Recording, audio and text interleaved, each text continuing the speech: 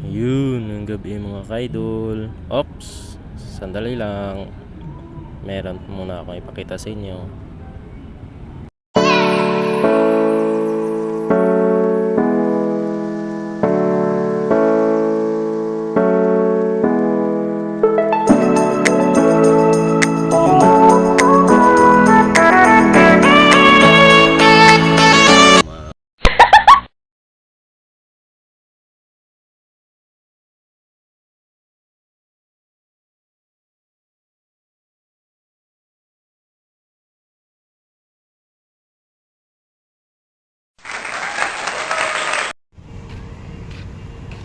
Ayun mga idol, oh.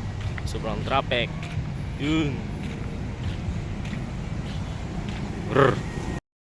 So dito na nga mga kaidol, kinuha ko na yung background kasi ang ingay ng mga sasakyan, kaya mag voice over muna tayo mga kaidol.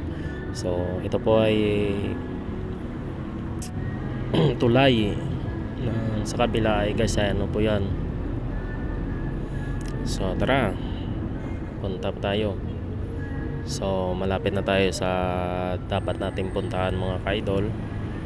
So let's go. So ayan pala isang hotel sa kapasan ng Hall of Justice dito sa Iloilo. Maganda din ba yan. So tara. So nandito na nga tayo sa loob ng sa Iloilo, sikat tourist spot. So hintay lang mamaya doon tayo sa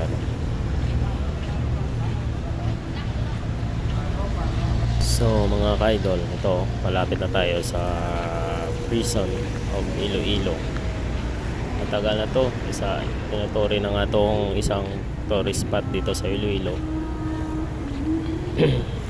Kaya nakapasok tayo dito mga ka-idol kasi nagpaalam naman tayo sa guard, kay Manong Guard, kaya nakapag-ikot-ikot tayo. Ayun.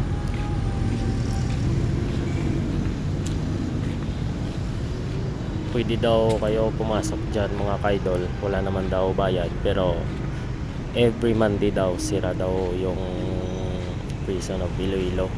Kaya Martes na lang kung gusto nyo pumasok, Martes na lang po kayo pumunta. So ayan o,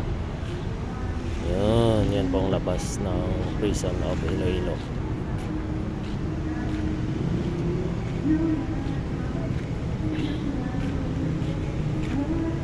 Yan.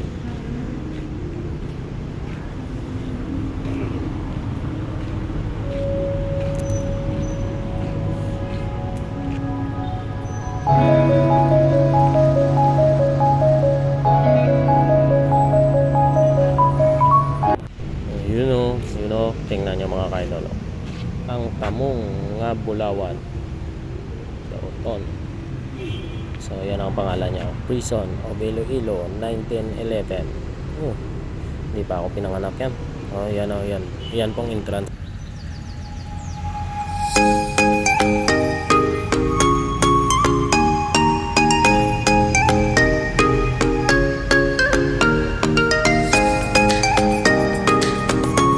So dito na nga pinagtripan ko yung paa ko. Tara, labas na tayo mga ka-idol.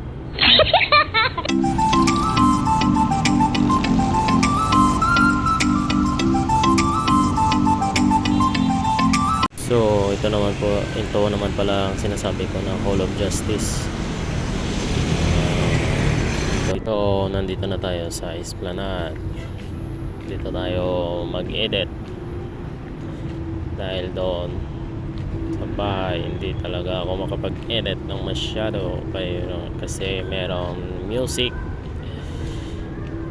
tapos merong nagsisigawan yun, kaya dito pinili ko. So tara mga idol.